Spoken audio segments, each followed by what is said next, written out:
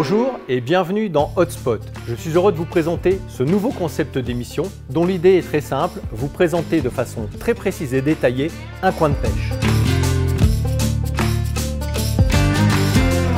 Dans cet opus, ce sera le Rhône à Annonay dans l'Ardèche. Nous sommes de plus en plus nombreux à voyager dans notre beau pays et en général, quand nous préparons ces déplacements, nous voulons avoir des informations très claires, très précises. C'est ce que nous vous proposons. C'est une vraie nouveauté. Nous parlerons de toutes les espèces de poissons. Ce n'est pas une émission dédiée à la pêche des carnassiers. Coups, carpes, feeders, il y en aura pour tout le monde. Qui mieux qu'un détaillant pour vous présenter son coin de pêche? Ces hommes et ces femmes sont passionnés par notre loisir, connaissent leur secteur sur le bout des doigts, ainsi que le matériel le plus adapté.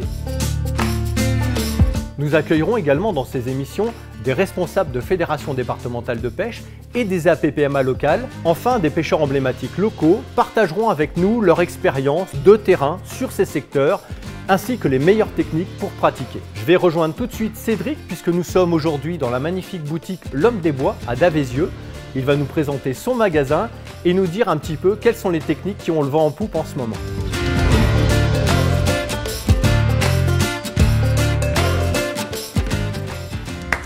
C'est bon, t'as tout rangé, tout est droit? Allez, c'est quasiment rangé. Bon, génial. On va en profiter pour refaire un petit historique de ce très beau magasin, cette très belle surface. Vous êtes ici depuis combien de temps? Alors, on est ici sur ce bâtiment depuis 2001. D'accord. Voilà, donc ça fait quand même déjà quelques années, Ouais. sur une surface de 650 mètres carrés, mais ça Je l'ai joué. voilà, ça n'a pas toujours été là. D'accord. Voilà, c'est une histoire familiale en fait. Mon père a créé l'activité en 1981. D'accord. Donc là, ça date vraiment. Ouais. Pas tant que ça, j'étais né, donc ça peut pas être si vieux que ça. Un petit peu quand même, pas te faire de peine, mais un petit peu.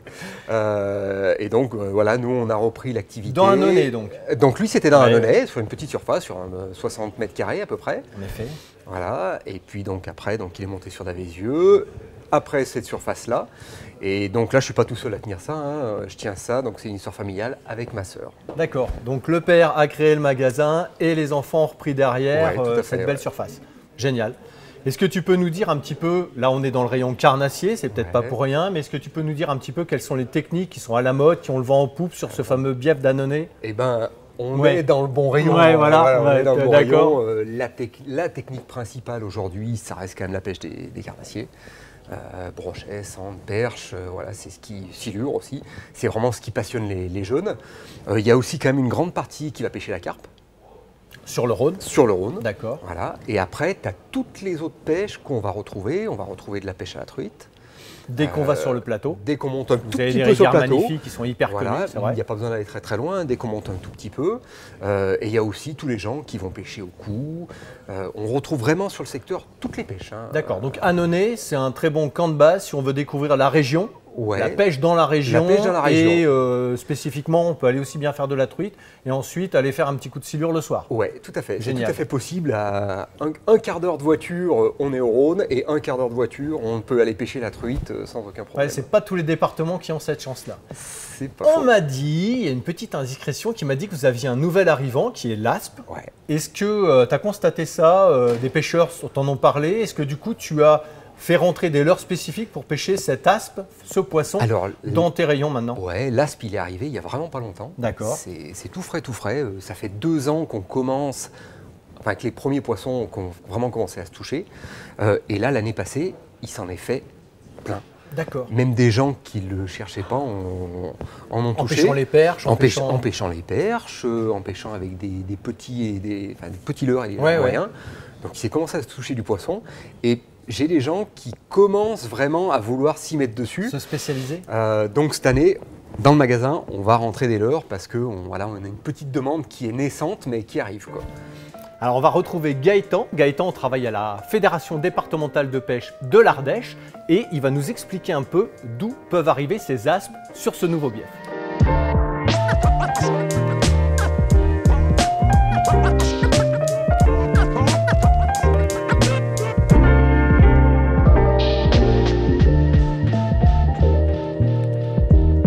Bonjour Gaëtan. Bonjour Lionel. J'ai quelques questions sur l'aspe à te poser. Vas-y. Par où est-il arrivé et quand? Est-ce que vous avez les premières traces, des premiers témoignages? Ouais, on a eu pas mal de remontées de pêcheurs au Cou notamment. Là, Au Cou? Ouais, au Cou. Ouais. En juillet 2022, à peu près, c'était les premiers témoignages sur le nord du département. D'accord. Donc des petits aspes comme ça là, qui se sont attrapés. Ouais, se prendre un poisson de 60, ça doit... Ouais, au Coup, Cou, ça doit piquer rigolo. un peu. Ouais. Ouais, c'est les premiers témoignages qu'on a eu, donc ça fait 2 ans maintenant.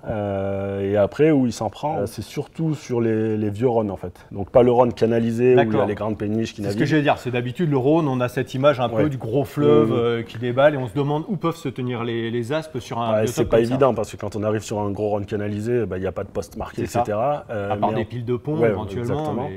Mais c'est surtout sur les tronçons des vieux Rhônes, donc c'est pas les Rhônes canalisés. Et sur ces tronçons-là, on est encore sur le Rhône sauvage, on va dire, bien qu'il est géré par des barrages, mais on est encore sur des faciès différents, avec des écoulements différents, des veines d'eau marquées, avec des fosses, avec des accélérations, un peu comme la Loire, des quoi, on va dire. Un peu comme la Loire, Ouais, exactement. okay, Exactement. Sans les grands bancs de sable. Oui, bien sûr. Mais un petit peu pareil. Et du coup, là, on retrouve des poissons, déjà beaucoup de poissons de 30-40 qui se font prendre depuis une bonne année, et des gros poissons de 60, 50, voire plus que 60 selon certains témoignages de pêcheurs, mais dur à attraper. Alors dur à attraper peut-être parce que c'est nouveau et que chez nous on n'a pas l'habitude de traquer ce poisson-là, comportement différent, les leurres différents, approches différentes, enfin tout. Donc on a des pêcheurs qui commencent à s'y passionner à ce poisson-là et qui... Alors autant sur les petits, ils pêchent ça comme le chevenne, un peu bêtement entre guillemets. Oui, avec un crank, un jig métallique, ça marche bien. Et ça passe très bien, et ils en enchaînent, enfin j'ai des collègues qui arrivent à en faire plus de 20 dans la journée. D'accord. Des fois, un peu comme des perches. Ça reste du capot des fois aussi, c'est la pêche. Voilà, c'est une pêche amusante. Mais sur les gros poissons, durs, et ils les voient claquer à 3-4 mètres d'eux, et il n'y a pas trouvé le truc encore. D'accord. Est-ce qu'on sait par où ils sont arrivés? Alors, par le sud, ça semble bizarre. Ils seraient plutôt arrivés par le nord du département? Ouais, j'imagine. Enfin, on imagine forcément qu'ils sont arrivés par les canaux Rhin-Rhône, en fait, la Saône, le Doubs. Enfin, le Doubs, la Saône. Chez nous, on les garde. J'habite à Mâcon. On en a aussi depuis pas longtemps et c'est assez étonnant. C'est arrivé. De toute façon, je pense que c'est le même plan de colonisation en fait, qu'il y a eu, et ces gros poissons. Reproducteurs qui ont dû descendre, trouver des zones de reproduction adaptées, faire des petits, et puis continuer leur chemin, et puis les petits ont grandi. Bien sûr, Et puis c'est en train de coloniser pas mal. Il s'en est attrapé de témoignages de pêcheurs jusqu'à Montélimar-Bolène. Donc on est vraiment au sud de l'Ardèche, malgré que ce soit une ville drômoise, mais c'est le sud de l'Ardèche. Et ça fait sur encore quasiment 100 km plus bas qu'ici. Et est-ce qu'au niveau de la fédération, vous suivez un petit peu cette arrivée? Alors suivez au niveau scientifique, au niveau des témoignages. Est-ce que si les gens en prennent, est-ce que justement il faut qu'ils vous contactent en disant tiens en fait j'en ai chopé un? Est-ce que c'est un poisson que vous allez suivre dans les prochaines années ou il est là, on verra? Alors scientifiquement pas du tout. D'accord. Pas du tout parce que le Rhône, entre guillemets, on n'est pas armé et équipé pour faire des pêches scientifiques. Sur des zones qui sont très grandes, et puis bon, même si on pêche en bateau par point, donc on va planter la node, etc. Pour les poissons, voilà. Ouais. Donc très difficile. Après, forcément qu'on a un œil dessus parce que nouveau poisson, on connaît l'aspe sur la Loire qui est réputée dans toute la France, donc on se dit qu'il y a un nouvel intérêt pour les pêcheurs, une nouvelle technique, de nouvelles approches. Alors après. Sur le milieu en lui-même, est-ce qu'il va y avoir un déséquilibre aussi Est-ce qu'on va pas avoir les mêmes histoires qu'on avait eues il y a très longtemps sur le cendre quand il est arrivé, les déséquilibres, etc. On voit que le cendre aujourd'hui, sur le Rhône c'est tellement immense que il y a quand même la biomasse pour le nourrir, il n'y a pas de souci. Il y a un équilibre qui se fait, une espèce de plus. Après, ça dépend de la densité de la population aussi, mais de toute manière, il est là, on ne va pas l'enlever. Donc, on va voir comment ça évolue. On essaye d'avoir un œil dessus, surtout par le biais de témoignages pêcheurs, parce que, comme je te disais, scientifiquement, nous, on a du mal à le suivre. Alors après, on a quand même quelques données liées à du vidéocomptage sur des passes à poissons, avec la Compagnie nationale du Rhône. Là-dessus, on travaille pas mal. Mais, sur les grands barrages sur quelques grands barrages qui sont équipés de vidéocomptage. Donc là, pour l'instant, on n'a pas retrouvé de données, mais c'est toujours décalé, en fait. Les données, on étudie les données sur les années N-1, N-2, donc sûrement que cette année ou l'année prochaine, on va sûrement voir les premiers aspes sur les vidéos. Après, chaque pêcheur qui fait un aspe, avec grand plaisir, on reçoit son témoignage, on le note, on archive tout ça. On a quelques photos à la Fédé et puis on suit son évolution petit à petit. Très bien, très bien. On l'a dit, le Rhône est assez large. Ce qui est très intéressant, alors on peut pêcher du bord, mais ce qui est très intéressant, c'est quand même de pouvoir naviguer aussi. Je vous propose d'accueillir tout de suite un pêcheur de carnassier qui pratique en flotte tube. Une installation qui est quand même facile à transporter, une embarcation qui a le vent en poupe, qui est bien à la mode, on va dire. Donc on va accueillir son témoignage.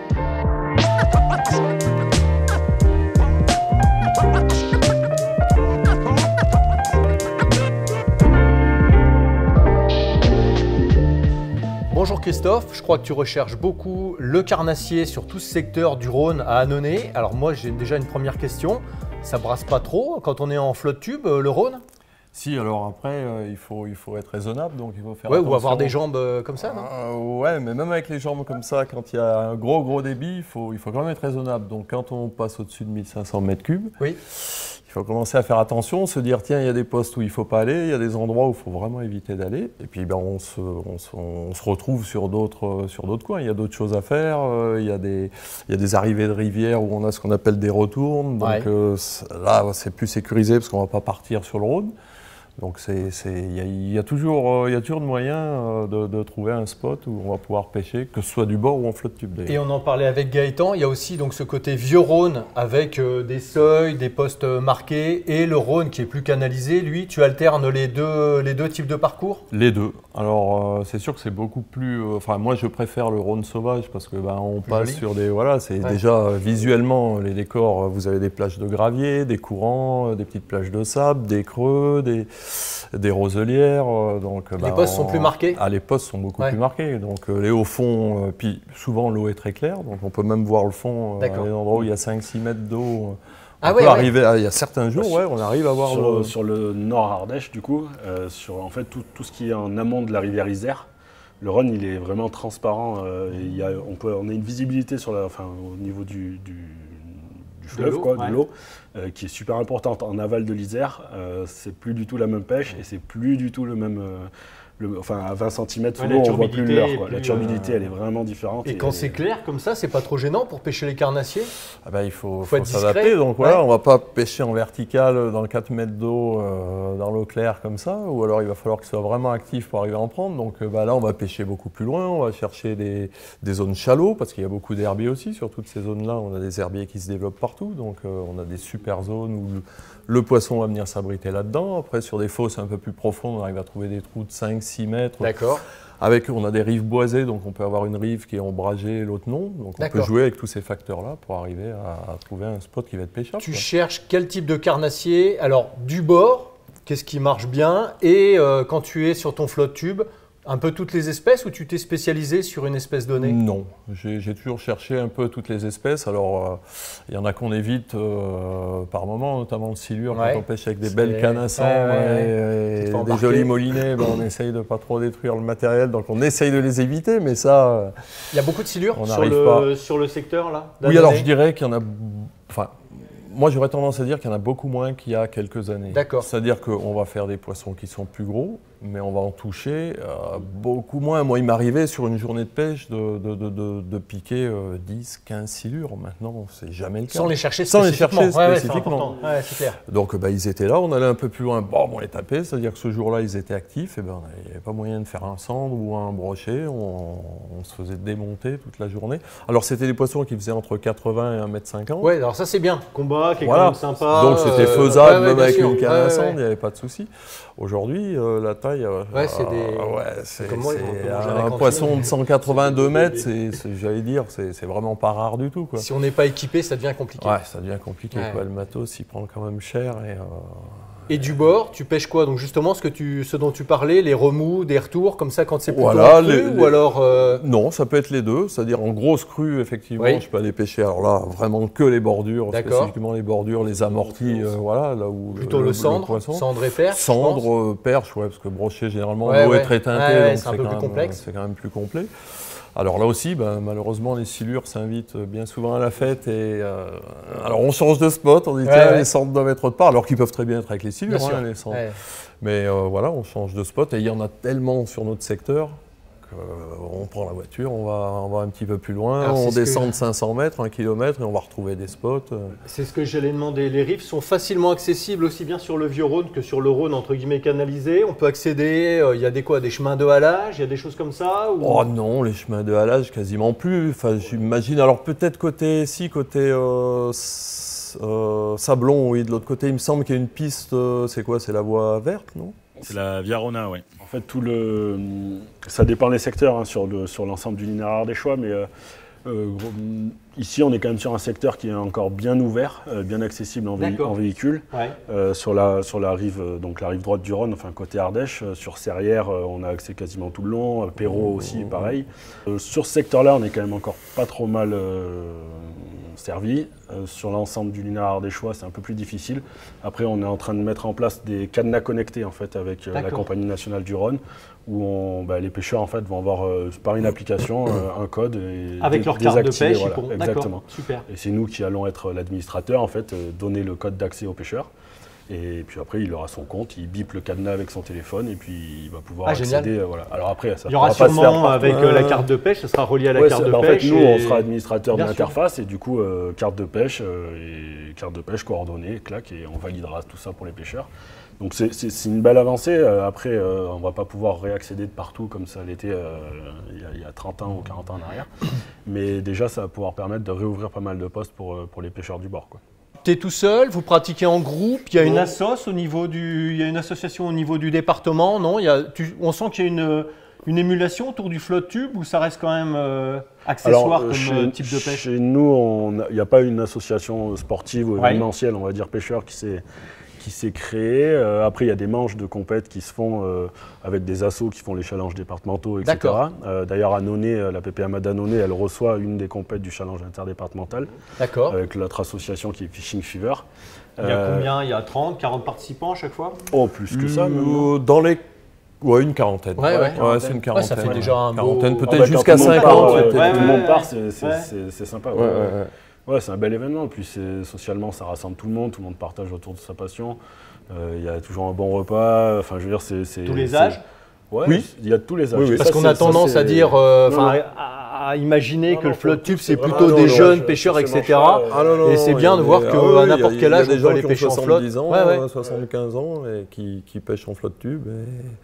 Et c'est ce qui est d'ailleurs sympa, je trouve, sur cette journée, c'est qu'il y a des gamins qui ont 14-15 ans et puis il y a des gars qui ont 70 balais, quoi. Alors. Sur l'aspect transmission et intergénérationnel, c'est juste, même sur on va dire quelque chose de très nouveau où on se dit ça va être accessible que pour les jeunes, le flotte tube, c'est quoi? C'est clair. Mais en fait, non, même sur un produit comme ça, au final, on arrive à avoir du lien, des échanges dans toutes les générations. Et sur ces journées-là qu'organise la PPMA, c'est juste du bonheur de voir tous les sourires de ces gens-là. Donc c'est un bon point. Est-ce qu'il y a des carnassiers qui sont prédominants sur ce secteur dont on a parlé? Il y a plus de brochets, plus de cendres ou la population est équilibrée?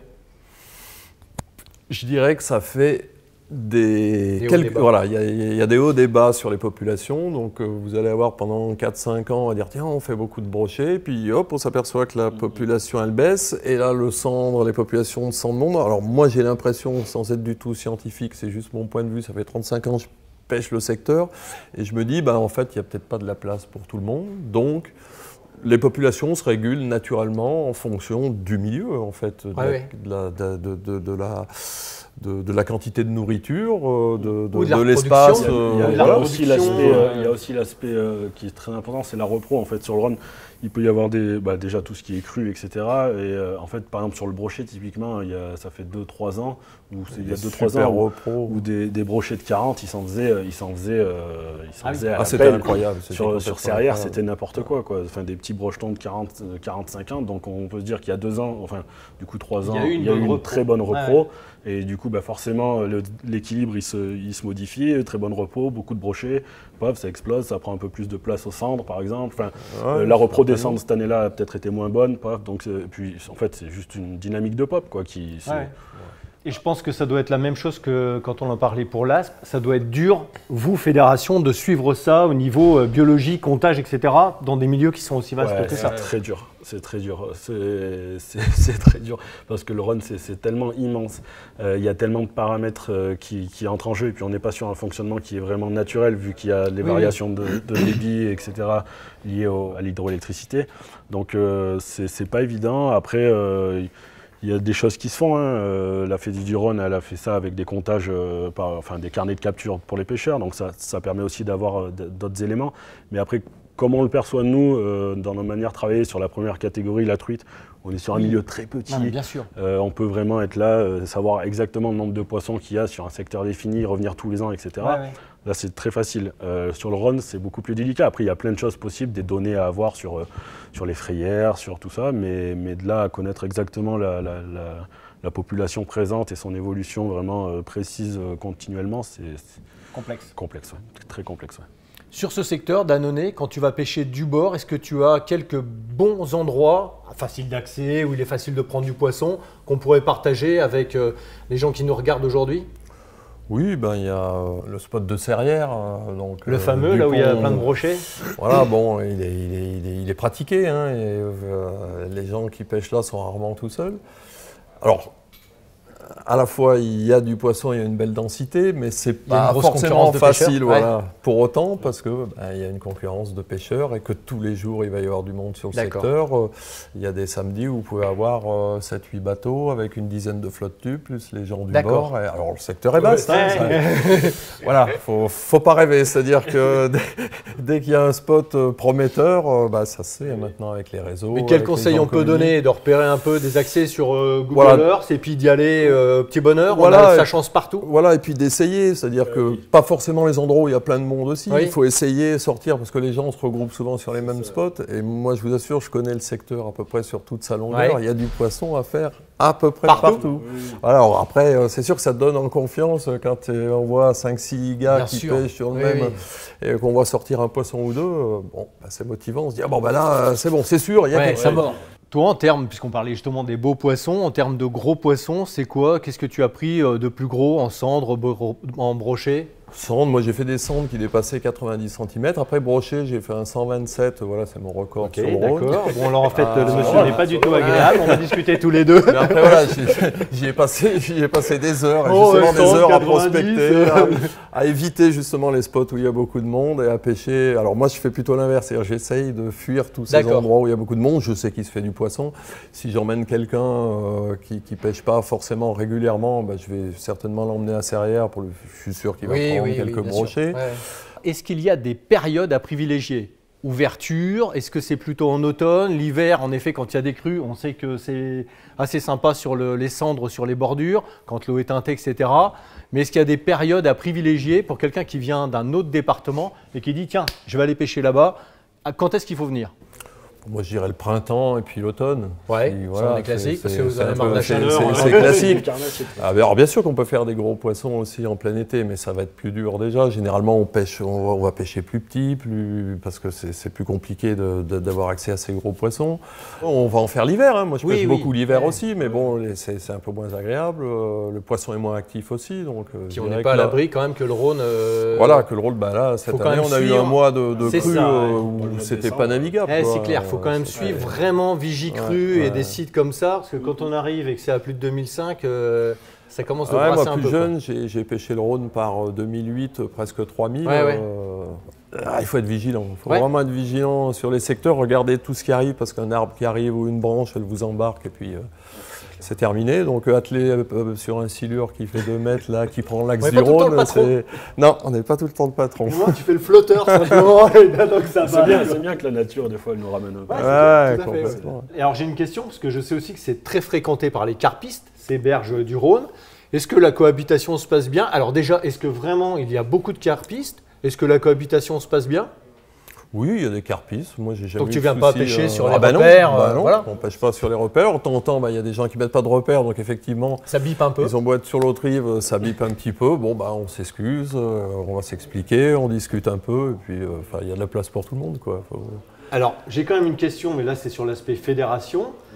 j'ai cru comprendre que toutes les berges du Rhône étaient en carpe de nuit. Ouais. Sont autorisées à la pêche de la carpe de nuit. C'est quand même assez rare dans un département, je veux dire sur un tronçon aussi grand que ça. Ouais, alors avec la petite subtilité que, enfin, nous ça fait du coup depuis 2013 que tous nos lots, donc tous les baux de pêche du Rhône qui appartiennent à la Fédé ou aux APPMA sont passés en carpe de nuit.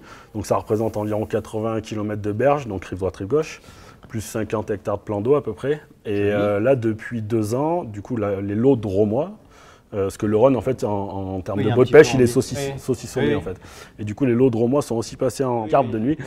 Donc là, du coup, les 150 km dromard-des-choix sont ouverts à la carpe de nuit. Donc c'est du bonheur. Ouais. Bah, je pense, grosse présence de carpistes?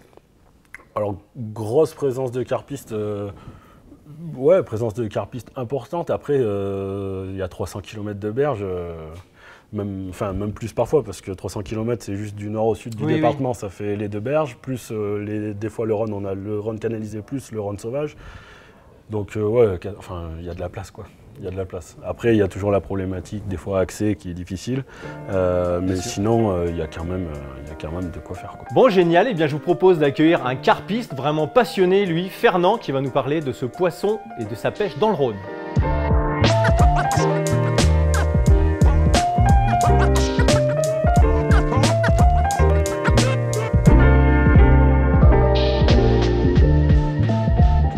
Fernand, je te remercie de te joindre à nous pour cette partie sur la carpe. Tu es donc président de la délégation carpe de la Fédération française de pêche sportive, mais également président du groupement national carpe qui organise juste le salon de Montluçon, un peu connu dans le monde de la carpe. C'est ça, le petit salon de Montluçon. Voilà, le petit salon de Montluçon. Tu prends pas de temps. Petit salon de province que les pêcheurs aiment bien.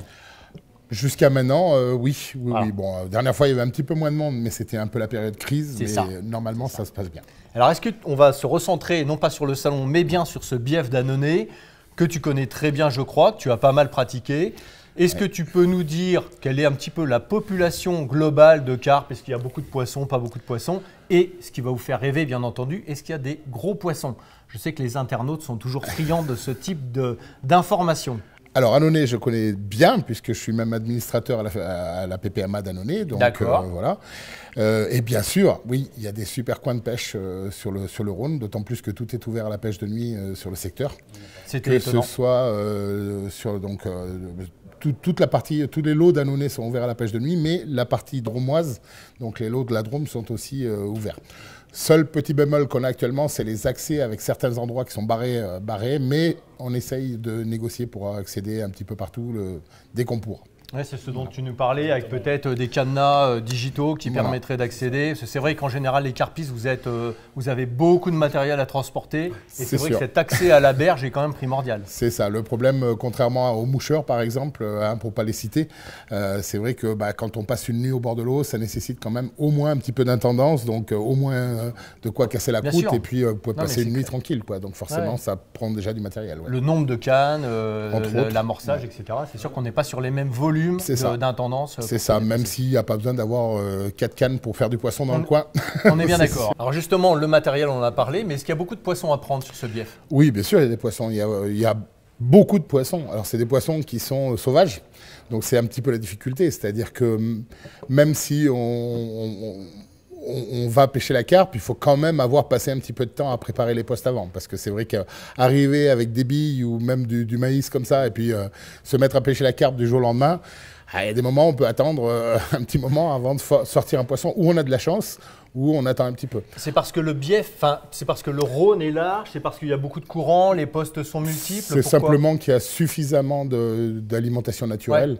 Et que détourner une carpe qui va se mettre à manger une bille du jour au lendemain, il faut quand même qu'elle soit habituée à des parfums qu'elle n'a pas l'habitude d'avaler. Il y a des écrevisses partout, il y a des moules partout. C'est vrai que quand on la change, il faut vraiment qu'elle aime ça.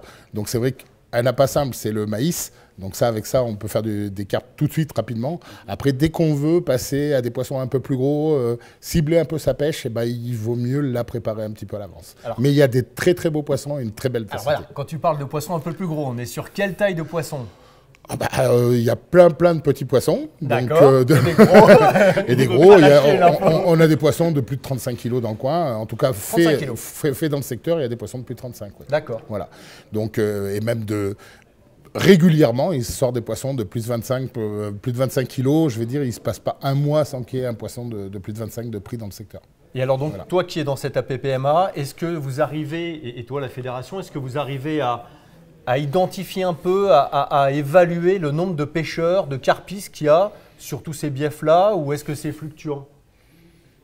C'est difficile de calculer. Après, alors l'avantage et l'inconvénient. Alors l'inconvénient pour les calculer, c'est que tout est ouvert à la pêche de nuit. Oui. Donc il n'y a plus personne. Avant, c'était facile. Tout le monde se concentrait sur les mêmes endroits. Enfin, c'était facile pour les compter. Non, mais en tout cas, c'était peut-être plus visible. C'était plus visible. Voilà. Aujourd'hui, c'est vrai qu'on voit plus grand monde sur les berges, mais on sait qu'il y a du monde, puisque ne serait-ce que le club de Saint-Vallier pêche régulièrement ce secteur-là. Enfin, Saint-Vallier, Bisbee, hein, donc il y a autant de gens de l'Ardèche que de la Drôme qui pêchent ces secteurs, et il y a quand même beaucoup de carpistes. Moi, après, je sais qu'on organise notre enduro club. Notre enduro club, on peut mettre 120, 130 binômes, donc plus de 200 personnes, et on fait un carton plein à chaque fois. Là, cette année, sur le secteur. Sur le secteur, en place. Et avec des résultats qu'on peut retrouver, qui sont disponibles, permet il se prend beaucoup de poissons. Ouais, alors ça dépend des années, ça dépend un peu de la tête du Rhône à ce moment-là, ça dépend de la fraye, ça dépend, les dates c'est toujours à peu près les mêmes. Après, en fonction du Rhône, la couleur de l'eau et tout, c'est difficile. Et puis des pêcheurs aussi, parce qu'il y a des pêcheurs d'enduro et puis il y a des pêcheurs, voilà. Après, les gens qui savent pêcher bien, régulièrement, ils sont jamais capots. Après, voilà, il se fait des poissons. On n'a pas les résultats d'un plan d'eau. C'est ce que j'allais dire. Mais ça reste le Rhône. Ça reste le Rhône, peu importe le poisson en fait. C'est ça. Le carnassier, le coup. Est-ce que c'est une technique de pêche qui est particulière? Est-ce que tous les carpistes aiment se confronter à un fleuve comme ça, ou est-ce que c'est très particulier comme pêche? Non, ça reste une pêche rivière, ça reste une pêche de poissons sauvages, donc c'est difficile. C'est vrai qu'il y a du courant, c'est vrai qu'il y a du substrat, enfin il y a des branches qui courent, il y a des feuilles qui courent, donc ça tire après les lignes. Le plombage, il n'est pas le même que quand on pêche en lac où il n'y a pas un pet de courant.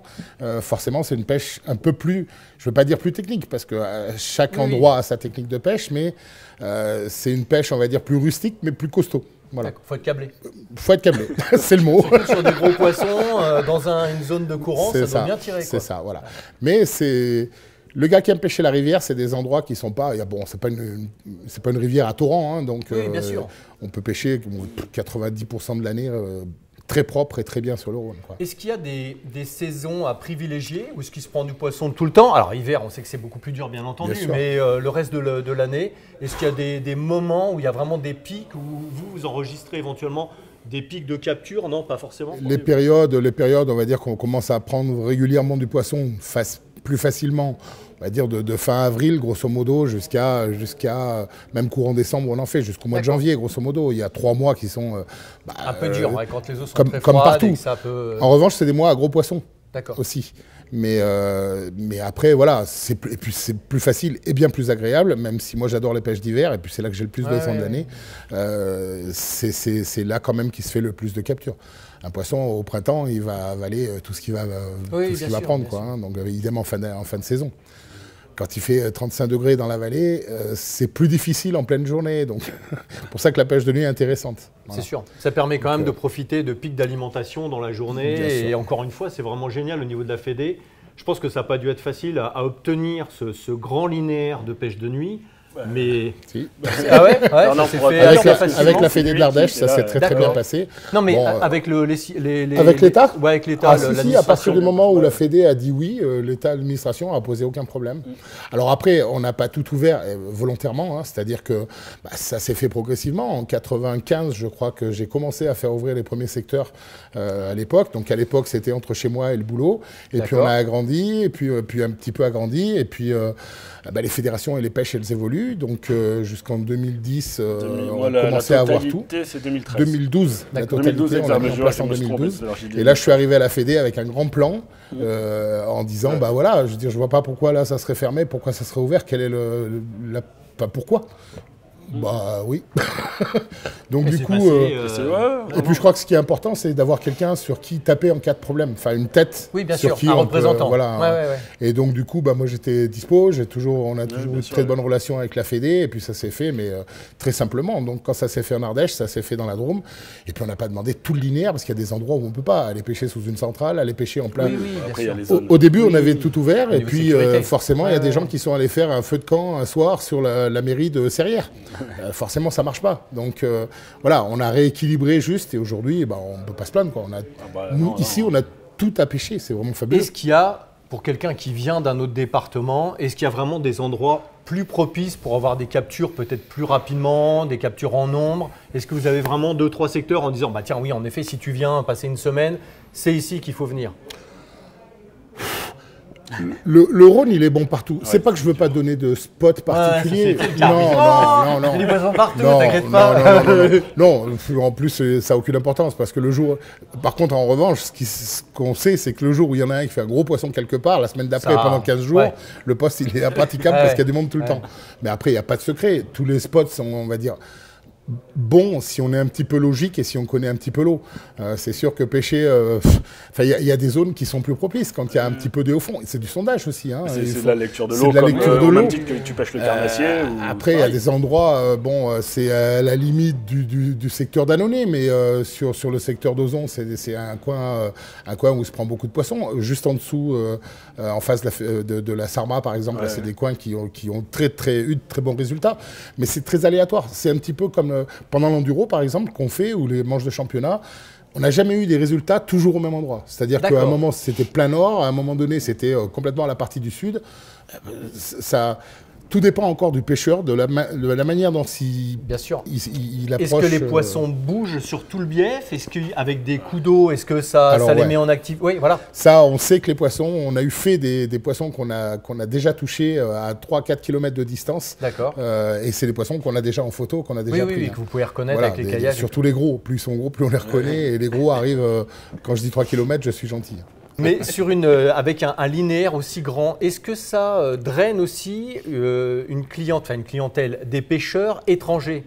Oui. Allemands, anglais, il y a une forte présence de pêcheurs. Ouais, alors l'été, la période estivale, c'est sûr qu'on a énormément de tourisme, surtout des Hollandais, quelques Anglais, et puis tout le reste de l'année, il y a pas mal de Belges.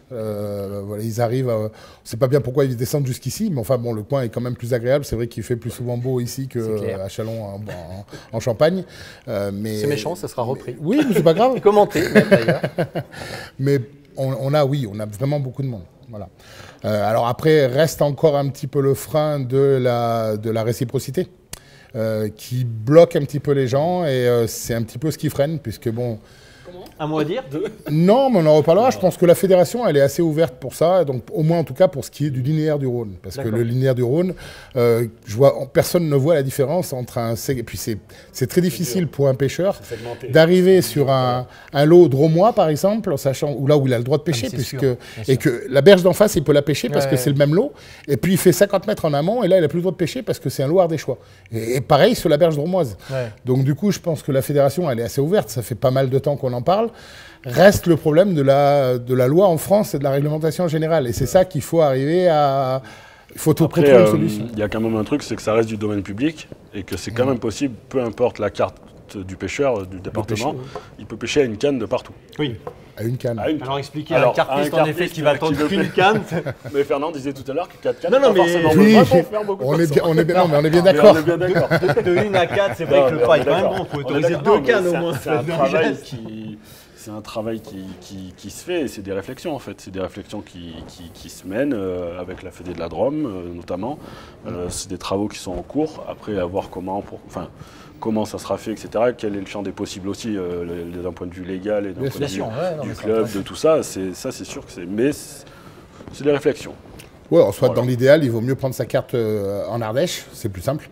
Et puis comme ça, vous pêchez tout partout avec le timbre en prenant... Je me demande si vous n'avez pas fait un truc de collusion avant. Non, mais moi j'ai ma carte en Ardèche, ça m'empêche pas de pêcher partout ailleurs en France. Non, mais tout à fait.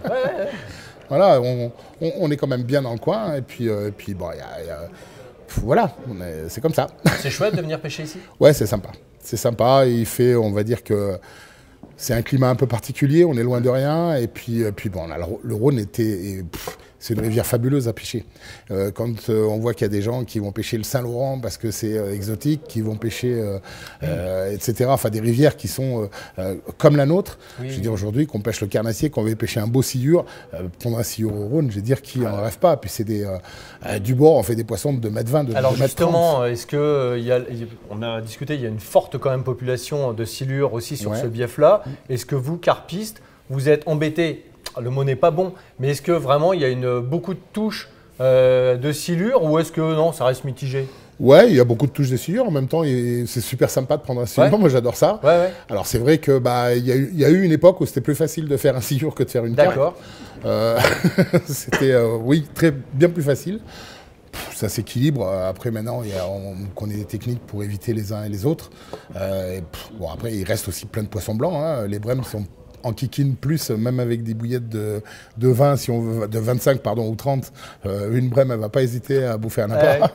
Et puis les silures, ma foi, c'est un super coup de ligne. Donc, voilà, c'est comme ça, il faut faire avec, c'est des poissons. Donc normalement, quand on tend des cannes dans le Rhône, entre les brèmes, les silures, les carpes, on fera plus de brèmes, mais on peut faire des silures. Ouais. Mais normalement, ça va biper, ça va dérouler. Ah oui, ça va dérouler tout de suite. Ouais. Ça, c'est cool. Bon, merci beaucoup. Mais avec plaisir. Des gros poissons, il y en a d'autres dans le Rhône.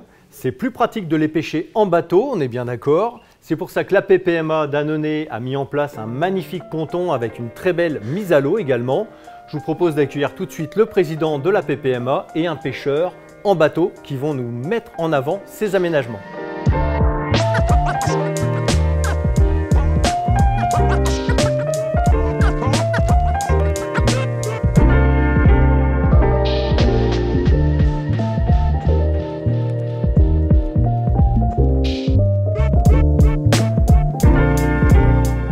Le projet est magnifique, un ponton superbe. Est-ce qu'on peut revenir déjà sur l'origine de ces aménagements? Oui. Alors, c'est parti d'un constat de terrain. Après les années 2010, on a commencé à avoir un engouement relativement fort pour la pêche en bateau sur des carnassiers sur le Rhône. Et donc, naturellement, on a commencé à acheter des embarcations et on a recherché des mises à l'eau fonctionnelles sur le secteur qui nous permettaient de mettre les embarcations facilement à l'eau. Et ça s'est avéré pas si facile que ça finalement, voilà, parce que on a vite constaté que mettre l'embarcation à l'eau c'est facile, mais quand on n'a rien pour l'attacher, c'est un peu compliqué, d'autant plus que le Rhône, donc on le sait, c'est un axe pour le transport fluvial qui est relativement important. Et donc on se trouvait à rechercher des passages entre deux grosses embarcations pour pouvoir venir échouer. Ouais, pour pas que ça bouge trop. Voilà, le bateau sur la rampe. Ouais. Parce que ces bateaux, quand ils passent, ils font un fort bâtillage et donc ça vient rosser la mise à l'eau. Et donc, le temps qu'on descende de la voiture, qu'on aille mettre à l'eau et après qu'on remonte dedans et qu'on aille garer les remorques, le bateau restait sur la rampe et avec le risque de le voir partir ou de le faire taper et tout ça. Et en plus, tu gênes le petit copain qui attend aussi lui. Voilà, oui, parce qu'on avait de plus en plus de monde. Et puis aussi, la difficulté, c'est de pouvoir emmener d'autres personnes dans l'embarcation, parce qu'une fois que l'embarcation a échoué, donc on remonte à l'intérieur et voilà, et on a des personnes à mobilité réduite aussi, qui n'ont pas la facilité de pouvoir aller dans l'eau pour grimper sur le bateau. Ou des copains qui n'ont pas de bottes. Oui, tout à fait. Je salue Fred qui à chaque fois « Ah, j'ai pas de bottes, porte-moi ». On les connaît tous, hein, ces gens-là, donc bravo. Voilà, et d'autant plus, comme on a un phénomène de bâtillage sur ces rampes, on a toujours une zone légèrement humide avec du limon qui se développe. C'est très, très glissant. Ouais. Donc on a assisté à des magnifiques glissades jusqu'au Rhône, heureusement sans gravité. Et c'est de là que le constat est parti en disant il faut vraiment qu'on fasse quelque chose. Et bien sûr, ces mises à l'eau étant sur des communes, naturellement, on s'est tourné vers les municipalités qu'on a rencontrées et on les a sensibilisés à cette problématique-là. Et sur la commune d'Andance, on a plutôt eu un écho favorable qui a dit effectivement, s'il y a un problème de sécurité, il faut qu'on puisse y répondre. Développer la pêche sur le Rhône, c'est important, ça participe au développement local. Donc on a trouvé une municipalité relativement réceptive à ce type de problématique. Par contre, ils m'ont dit, oui, nous, on veut bien étudier le problème. Par contre, on n'a pas les moyens, on n'a pas les connaissances suffisantes pour pouvoir étudier ce type de problème-là.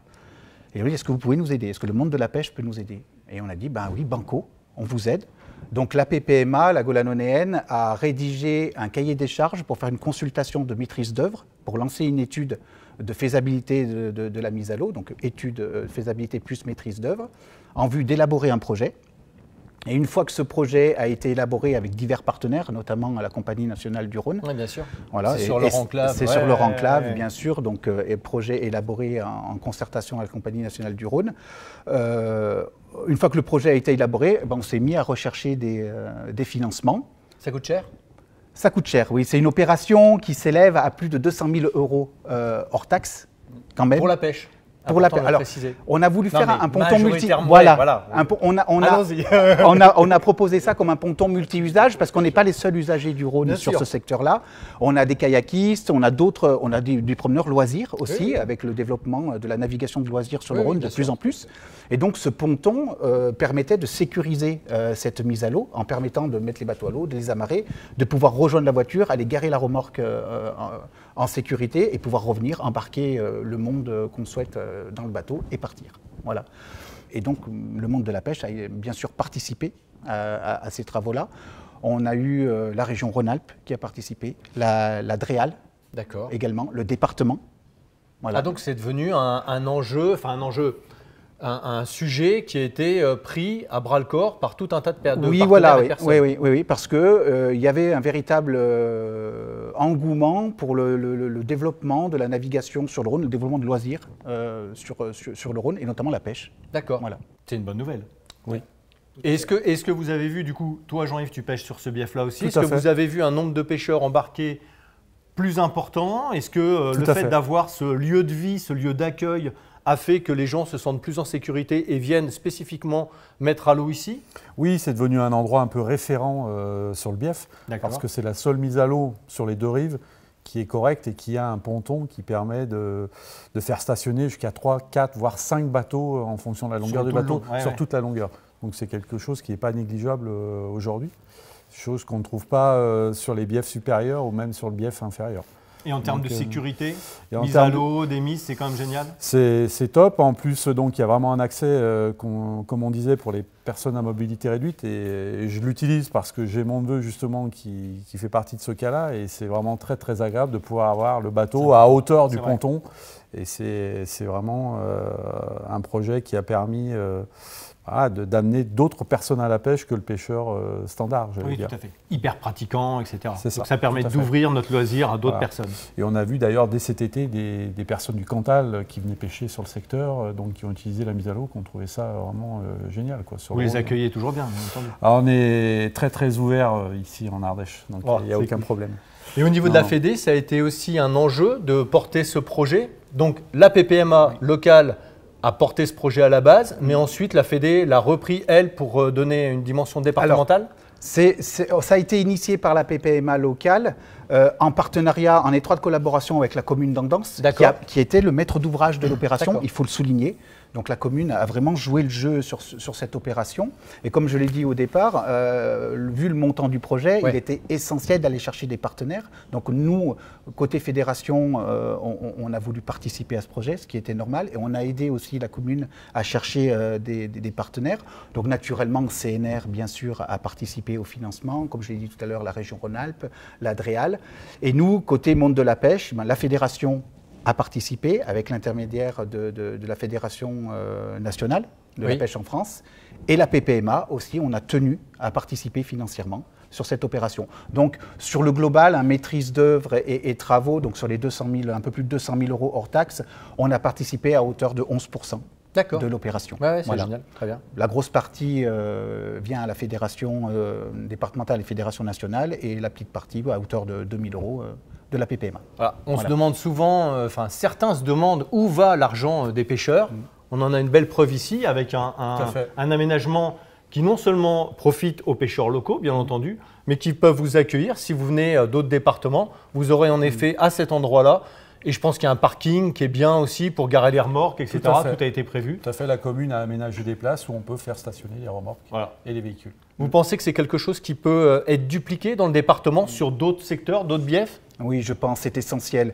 Et on est en attente de ce genre d'aménagement, on en a véritablement besoin, d'une part pour sécuriser déjà les mises à l'eau existantes, Oui. parce qu'elles n'ont pas toutes des pontons d'amarrage où on peut amarrer les embarcations en sécurité. Mais réclamer, c'est bien. Pouvoir proposer des actions, bien sûr. participer et apporter un peu d'aide financière aussi, ben, c'est mieux et ça permet de faire aboutir les projets. Non mais c'est clair, c'est très bien. Et toi donc qui pêches sur ce bief-là aussi, est-ce que tu peux nous parler un peu de la population carnassier? Tu pêches en bateau. Tout à fait. Quels sont, je vais reposer les mêmes questions un petit peu qu'à tout le monde, quels sont les bons secteurs, quelles sont les bonnes périodes? Allez, il faut lâcher là. Lâche des infos. Je lâche, il y a des bons secteurs et des bonnes périodes sur toute la saison. Voilà. Là, Pêcheur avec cajotier.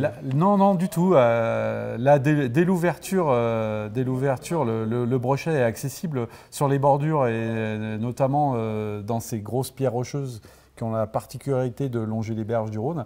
Et on les fait souvent à l'aide de crankbait.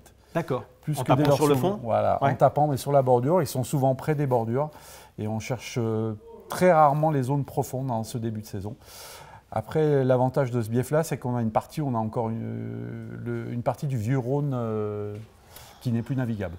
Un peu plus sauvage, un peu plus sauvage, avec des postes avec plus marqués. une profondeur moyenne, on va dire, de 2,50 m, avec de l'herbier, du potamo, où la population de brochet, justement, vient se reproduire à cette période de l'année. Et en début de saison, on arrive encore à trouver quelques gros sujets là. Les géniteurs restent un peu Restent sur un ces petit zones peu de là frayère. et on les retrouve, voilà, c'est les géniteurs qui reviennent en général dès le mois de décembre sur cette période-là, déjà prendre position sur les zones de frais.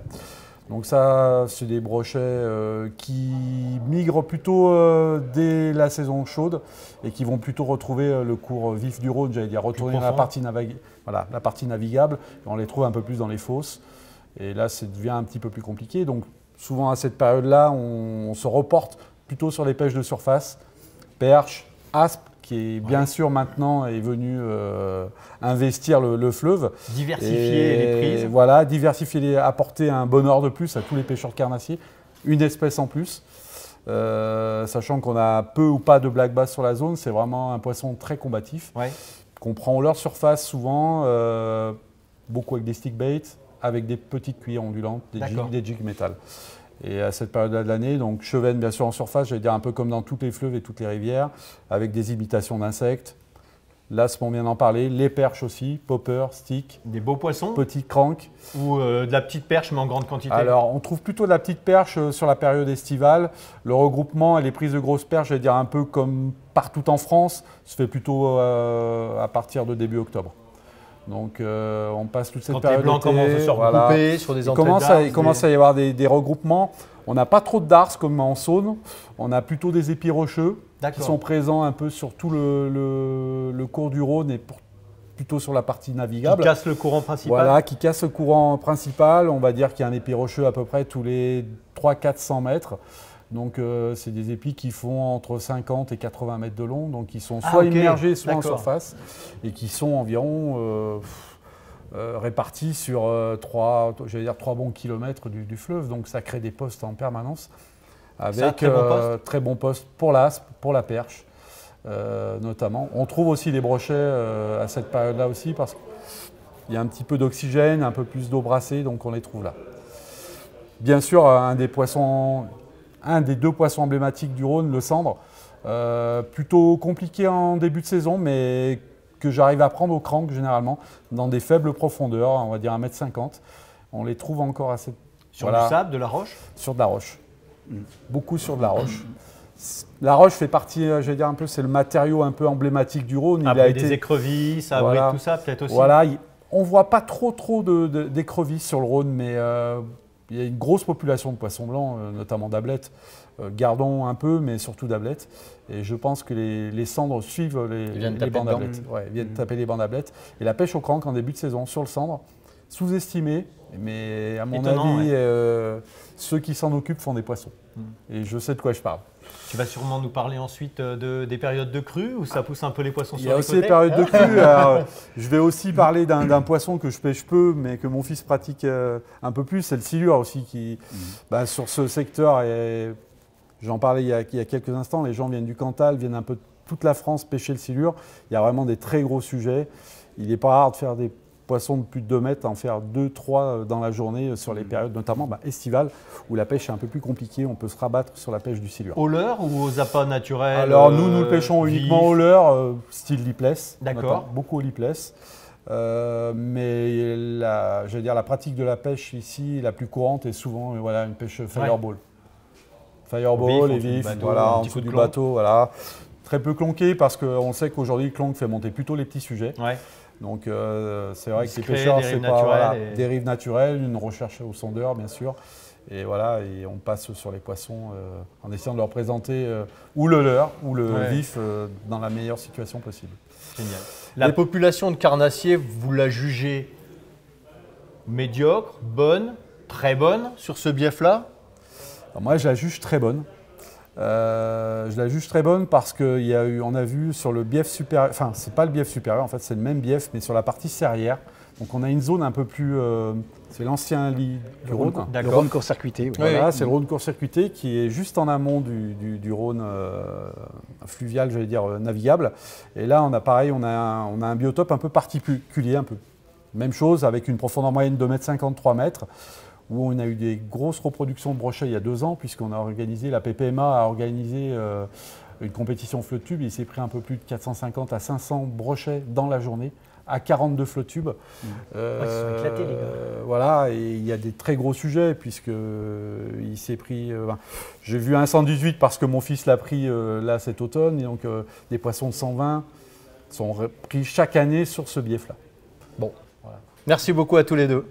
Merci. De rien, merci à toi. S'il y a beaucoup de carnassiers, c'est aussi parce qu'il y a beaucoup de poissons blancs sur le secteur. Qui mieux qu'un enfant du pays, quelqu'un qui a appris à pêcher dans un atelier pêche et nature de l'APPMA d'Annonay pour nous en parler.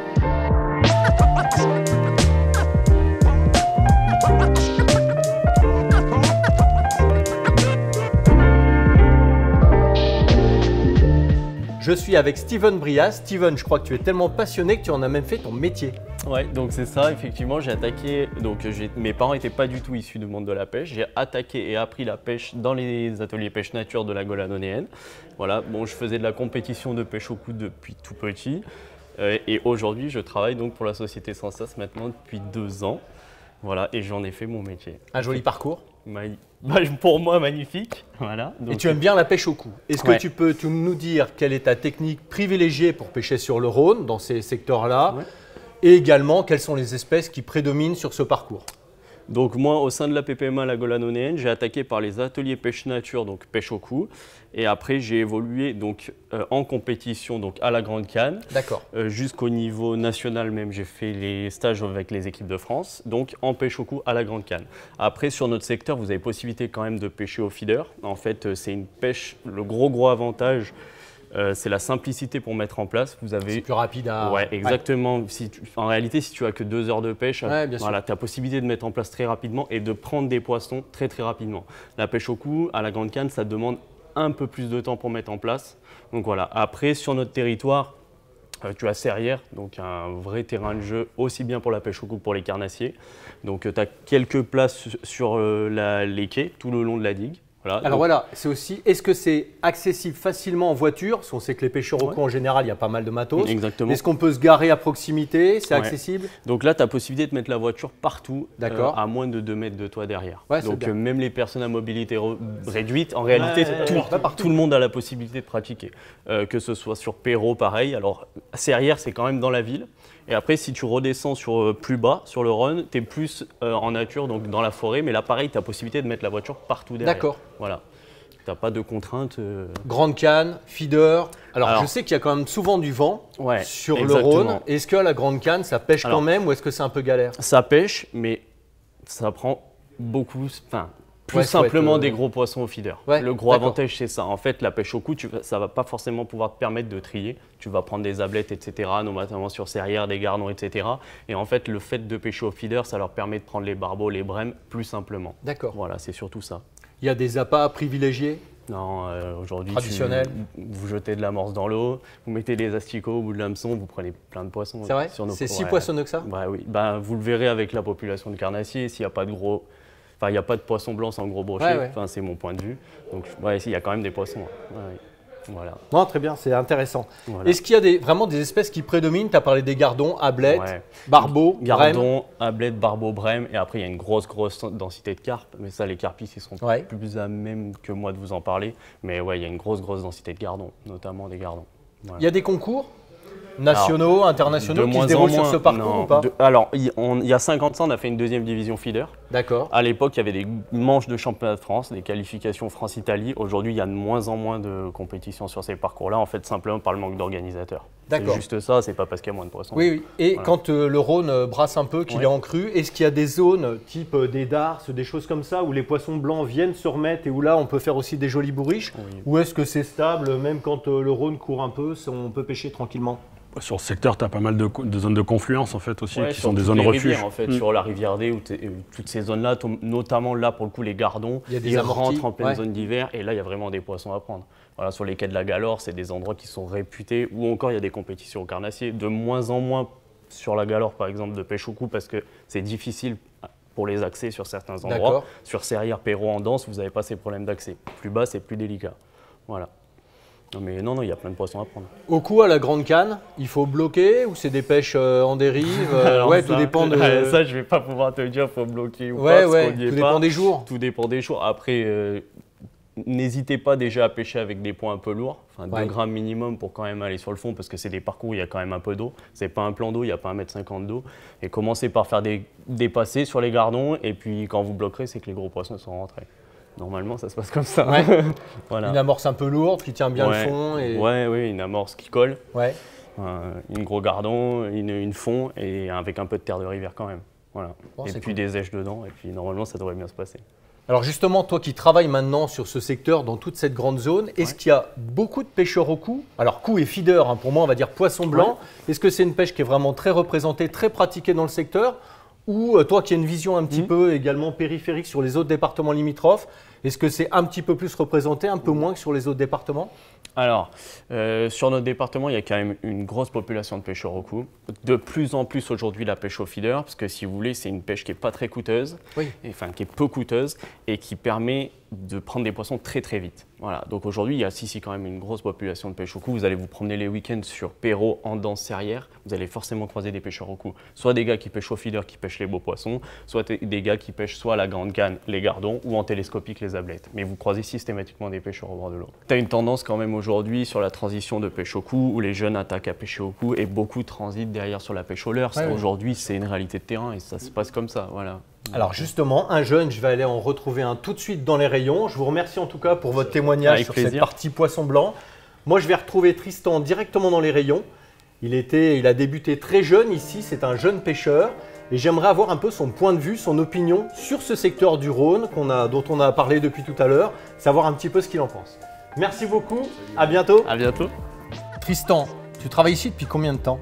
Alors moi, ça fait 3 ans que je suis en CDI maintenant, mais il faut savoir que j'ai commencé par une alternance. Et on m'a dit que tu avais vraiment gratté à la porte. J'étais vraiment motivé à venir faire un stage ici, donc j'ai vraiment appuyé ma candidature, ce qui a payé puisqu'aujourd'hui je suis toujours là après plus de 3 ans. Félicitations, c'est qu'ils ont été contents de toi. Tu pêches depuis combien de temps? Alors ça, je pêche depuis que je suis tout petit, l'âge exact je dirais 4-5 ans. Comme beaucoup, j'ai appris avec mon grand-père à pêcher au cou à l'ancienne on va dire. Puis petit à petit, j'ai évolué vers des techniques un peu plus modernes avec des lancers. Et maintenant, tu pêches plutôt quoi, carnat? Et maintenant, on va dire que je suis assez multi-espèces. D'accord. Je ne me cantonne pas à une seule pêche, mais c'est vrai que ma pêche principale, ça reste quand même vraiment essentiellement le carnassier. Alors on l'a vu, vous avez quand même un bassin de jeu ici sur le secteur d'Annonay qui est magnifique. Donc je comprends en effet que tu ne fasses pas que du leurre, mais aussi de la truite, un petit peu de carpe et compagnie. Est-ce que tu vois, toi en magasin, donc c'est important, est-ce que tu vois beaucoup de jeunes sur le secteur qui viennent et qui rentrent dans le magasin? Alors c'est vrai que depuis 3 ans, j'aurais tendance à dire que je vois de plus en plus de jeunes, on va dire entre 12 et 15-16 ans, qui se présentent au magasin. Ce qui m'étonne, et c'est aussi quelque chose qui me rend un petit peu heureux, c'est que ce n'est pas forcément des jeunes comme nous qui avons été dans le milieu de la pêche via nos grands-parents. Oui, je vois très bien. C'est des jeunes qui viennent vraiment de leur plein gré, qui ont vu beaucoup de vidéos sur Internet, qui les ont vraiment motivés à se lancer dans le truc, dont les parents ne sont pas forcément même du tout dans ce domaine-là. C'est peut-être dû aussi au fait qu'il y a des ateliers pêche nature dans la PPMA d'Annonay qui sont assez dynamiques et qui peuvent peut-être drainer du monde qui n'est pas vraiment issu, des jeunes qui ne sont pas issus de ce milieu de la pêche. Effectivement, ouais, je pense que ça y fait beaucoup. C'est vrai qu'on a la chance sur le secteur d'avoir une APPMA qui est très active, que ce soit en général pour développer vraiment le milieu de la pêche sur le secteur, mais qui est en particulier très axée sur les jeunes et qui organise du coup très régulièrement, généralement pendant les vacances d'été, des ateliers pour faire découvrir la pêche. D'initiation. Voilà, exactement, à des jeunes qui seront peut-être plus tard des futurs bons pêcheurs. Donc ça met un pied dedans, quoi. Ouais, effectivement. Pour les jeunes qui ne sont pas forcément encadrés, qui n'ont pas forcément un entourage pêcheur, c'est vrai que ça leur permet vraiment d'évoluer, d'apprendre vraiment de bonnes bases, puisqu'ils sont encadrés par des guides qui sont diplômés. Et je pense que c'est vraiment quelque chose qui peut aider à développer ça dans le coin. Et alors, selon toi, qu'est-ce qu'il faudrait pour qu'on ait justement plus de jeunes dans nos milieux, plus de jeunes à la pêche? Que ça soit ici ou en général, parce que toi, tu es encore un jeune pêcheur. Qu'est-ce qui te manquerait aujourd'hui pour dire wow, c'est vraiment l'éclate? Je dirais que ce qui peut faire évoluer, ça serait peut-être de développer encore plus, on va dire, tout ce qui est animation, pour vraiment inciter encore plus les jeunes, les accompagner de plus en plus. Animation type justement ces APN, voilà, ateliers pêche nature. Pour vraiment leur faire découvrir la pêche, pour vraiment les encadrer aussi. Après, en termes de réglementation, qui pourrait peut-être axer un petit peu, augmenter un petit peu le nombre de jeunes, ça serait peut-être d'avoir des espèces différentes dans le coin. On a déjà beaucoup d'espèces, mais c'est vrai qu'il y a peut-être 2-3 espèces comme le black bass notamment. Je te vois y arriver. Non, mais c'est vrai que c'est clinquant, ça tire bien, c'est l'image un peu américaine, c'est sympa, quoi. Ça peut peut-être être des espèces qui peuvent inciter un peu plus de monde à venir pêcher. Après, on pourrait parler aussi de tout ce qui est réglementation avec la pêche au leurre qui serait interdite en période de fermeture du brochet. Voilà, ça peut être peut-être des choses à réfléchir. On a fait un dossier il n'y a pas longtemps et en effet, ça peut être un enjeu pour ouvrir, allonger cette période de pratique sans nuire à l'espèce brochée, bien entendu, mais allonger cette période de pratique pour le pêcheur. Ouais, c'est ça, qui permettrait de lui pêcher un peu plus longtemps au cours de l'année et du coup qui pourrait l'inciter encore plus à franchir le pas. Voilà. Exactement. Tu as envie d'y aller tous les jours. C'est ça. Bon, génial. Merci beaucoup en tout cas pour l'accueil. Merci à vous. C'est génial, magasin superbe. C'est gentil, on fait tout pour. Je crois que j'ai entendu un doux bruit. Effectivement. Juste à côté, on va rejoindre tous nos invités pour un petit mot de la fin et puis on va boire un verre. C'est de rigueur ici, c'est quand même souvent, on est venu plusieurs fois. En général, ça finit tout le temps comme ça. Avant de conclure, je crois qu'on est bien parti. Je voulais donner la parole à Gaëtan parce que vous avez un projet de modification réglementaire qui peut vous concerner si vous venez d'autres départements. Ça peut être vraiment très intéressant. Est-ce que tu peux, en quelques mots seulement, qu'on passe à autre chose ensuite, nous dire un petit peu quels sont ces projets? Alors les projets, ils ne vont pas concerner l'année 2024. D'accord. C'est pour 2025. Je crois qu'on passait directement du coup. Voilà, c'est quelques mots. Non, juste pour faire simple, en fait, l'idée c'est de... En Ardèche, on a eu beaucoup de projets, du coup beaucoup de parcours différents, enfin il y a plein d'idées en fait qui remontent des APPMA. Donc c'est une chance parce que ça veut dire qu'on a quand même des assos qui sont super dynamiques. Mais derrière, ça a complexifié quand même beaucoup la réglementation. On a des parcours de poissons, 3 poissons, 1 poisson, sans ardillon, avec ardillon, tripe, pas tripe. Enfin bon bref, c'est un peu compliqué de s'y retrouver. Sur des zones qui sont consécutives. Voilà, sur des zones consécutives, puis sur l'ensemble du département. Et du coup, là, l'idée, c'est de retourner à quelque chose de très simple, de très lisible pour les pêcheurs, avec 3 types de parcours maximum différents, avec un code couleur, enfin bon bref, toute la com qui va avec. Et puis il y a aussi d'autres évolutions réglementaires qui vont venir, la fenêtre de capture, comme a pu faire la Pays du Rhône, l'Aveyron. Carnassier, donc sur le brochet, pardon. D'accord. Il y a aussi des reclassements de plans d'eau. Aujourd'hui, on a pas mal de plans d'eau qui ont des populations piscicoles de seconde catégorie, mais qui sont encore classées en première catégorie. Donc là, l'idée, ça va être de les reclasser en seconde. Ça va permettre d'allonger la période de pêche pour les pêcheurs. Ça va pouvoir permettre de pêcher à la SICO, enfin pêcher au cou. Donc voilà, on va réouvrir en fait, agrandir le champ des possibles encore sur le département qui est déjà bien riche en termes de pêche, peu importe la technique. Mais ça va permettre en tout cas d'augmenter encore l'offre. Merci Gaëtan, ce sera le mot de la fin pour ce premier hotspot. Je remercie tous nos invités, ils ont vraiment été super, ils ont donné de vrais posts pour certains, pas tous, je vise personne. En tout cas, n'hésitez pas à laisser vos commentaires en dessous de cette vidéo, ça nous permettra de voir quel est l'intérêt que vous portez à ce type d'émission vraiment très pratique. Je remercie encore pour votre accueil. Le magasin est magnifique, merci beaucoup, c'était génial. Et on va finir cette soirée comme il faut avec des bons produits du terroir. Il n'y a pas que des poissons ici, il y a également de très bons produits. N'hésitez pas à venir à Annonay, je pense que vous serez bien reçus. Et il y a vraiment de quoi faire, c'est vraiment super. À très bientôt.